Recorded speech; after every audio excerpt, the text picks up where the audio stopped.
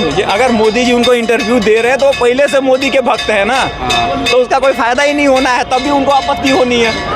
चलिए, हम भी तो वही कह रहे हैं, हम भी तो वही बात कह रहे हैं। खत्म। कांग्रेस के तीन चार प्रधानमंत्री रहे, वो महंगाई खत्म नहीं कर सके।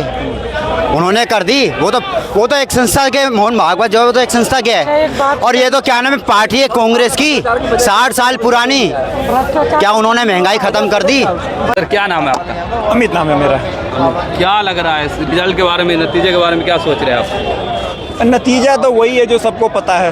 क्या पता है, बताएं आपको क्या लग रहा है? भाजपा जीत रही है, भाजपा की वापसी हो रही है। क्यों आपको ऐसा लग रहा है? रीजन उसके पीछे ये है कि लोग चुनाव नहीं लड़ रहे ना। क्या मतलब इसका? चुनाव कोई लड़ नहीं रहा है, तो भाई जब अपोजिशन ही नहीं है तो चुनाव तो कोई जीत जाएगा। तो मैं लड़ रहा होता मैं भी जीत जाता। अरे तो कांग्रेस तो लड़ तो रही है। कहाँ लड़ रही है? केजरीवाल कहाँ लड़ रही है बताओ तो सही। सब जगह तो इलेक्शन लड़ रही है। कहाँ, वही तो पूछ रहा हूँ। आप पत्रकार है, एक जगह का नाम बता दीजिए जहाँ कांग्रेस लड़ रही है। सूरत में उनका कैंडिडेट पहले ही भाग जाता है, चुनाव नहीं लड़ता है, ठीक है। राजस्थान में उनकी आपस में लगी पड़ी है।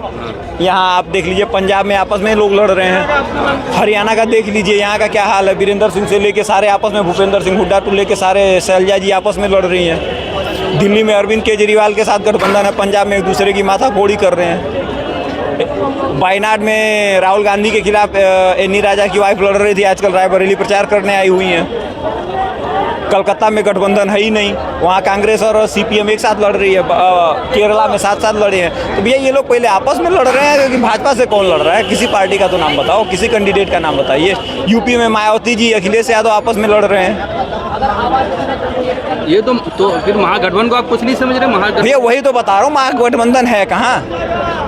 उनका आप शरद पवार का वीडियो देख लीजिए, उनके साथ क्या बोलते हैं, उद्धव ठाकरे जी को कैसे कुत्ते की तरह भगाया हुआ है। अपने घर के चेम से बाहर जाके वेट करो, घर में अंदर घुस आए थे। तो ये गठबंधन चुनाव कहाँ लड़ रहा है? आप मुझे बताओ तो सही। मैंने जितने उदाहरण गिनाए, किसी एक स्टेट का नाम बताइए जहाँ पे ये चुनाव लड़ रहे हैं। दूसरा छोड़िए, स्वाति मालीवाल के बाद राहुल गांधी ने 2 सभाएं दिल्ली में की, अरविंद केजरीवाल को नहीं बुलाया।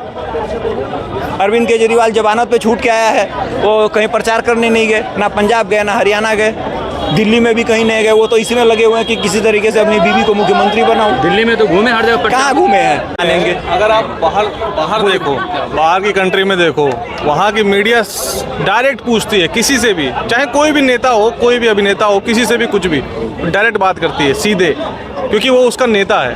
वो जनता की आवाज़ को ले जाती है ऊपर, समझ रहे ना। और हमारा स्तर ऐसा गिरता हुआ जा रहा है, आप खुद देख रहे होगे। मतलब विदेशों में भी कह रहे हैं कि यार यहाँ की मीडिया कुछ ऐसा वैसा दिखाती नहीं है। अब ये ग्राउंड रिपोर्टिंग जो आप कर रहे हो, पहले हुआ करती थी, बहुत पहले।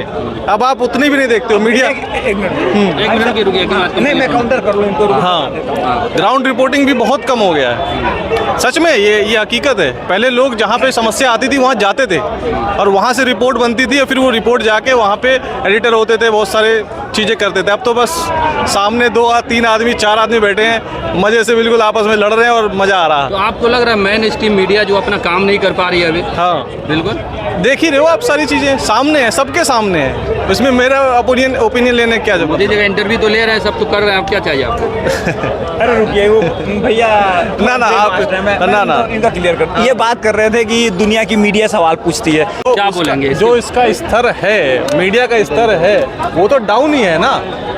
कहने आपने दुनिया जहाँ का सही बात नहीं बता आपने तो, हाँ, दुनिया जहाँ का तर्क दिया, लेकिन तर्क का जो सारांश ये निकला, सुनिए, सारांश ये निकला कि भाई वो चीज़ जो हमें चाहिए, जो हमें मैसेज है, जो ग्राउंड पे मैसेज है, वो एग्जैक्टली नहीं मिल रहा ना। यही तो बात है। मैं इसको एक लाइन में काउंटर कर देता हूँ। सुनिए, मोदी जी टीवी पे इंटरव्यू दे रहे हैं। अब दे रहे हैं। अरे भाई दे रहे हैं। किसको इंटरव्यू दे रहे हैं? मीडिया को दे रहे हैं? नहीं, गलत बोला आपने। किसे दे रहे हैं? गोदी मीडिया को। गोदी मीडिया को दे रहे हैं। किसको दे रहे हैं? गोदी मीडिया को। ये बताइए, अगर वो इंटरव्यू मोदी मीडिया को दे रहे हैं तो इसका क्या फायदा हुआ? सुनिए, अगर मोदी जी उनको इंटरव्यू दे रहे हैं तो वो पहले से मोदी के भक्त है ना, तो उसका कोई फायदा ही नहीं होना है, तभी उनको आपत्ति होनी है। चलिए, हम भी तो वही कह रहे हैं, हम भी तो वही बात कह रहे हैं। खत्म हो गई ना, तो इसमें क्यों मजाक उड़ा रहे हो? उसका मोदी जी इंटरव्यू। सर आप, मैं क्या कह रहा हूँ, वो तो खुद ही बोल रहे हैं। अब वो भाग गए। आप न्यूज़ पे तो बिलीव नहीं कर रहे हैं लोग। आपके सामने मीडिया नहीं, सच्चाई बोल रहे हैं। भ्रष्टाचार खत्म ही नहीं होगा। कांग्रेस के तीन चार प्रधानमंत्री रहे, वो महंगाई खत्म नहीं कर सके। उन्होंने कर दी। वो तो एक संस्था के, मोहन भागवत जो है वो तो एक संस्था के है। और ये तो क्या नाम है, पार्टी है कांग्रेस की 60 साल पुरानी। क्या उन्होंने महंगाई खत्म कर दी? तो महंगाई तो भाई साहब, महंगाई का मुद्दा है ना, हमेशा जिंदा रहेगा।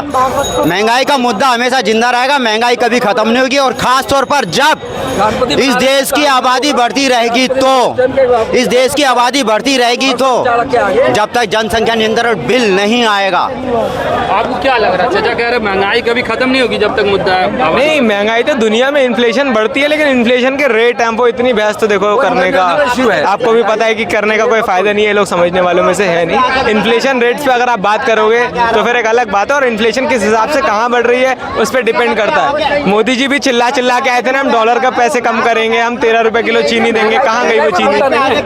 अब ऐसी बात है, इनको कोई समझ नहीं आता है, इन्हें समझ आने की जरूरत भी नहीं।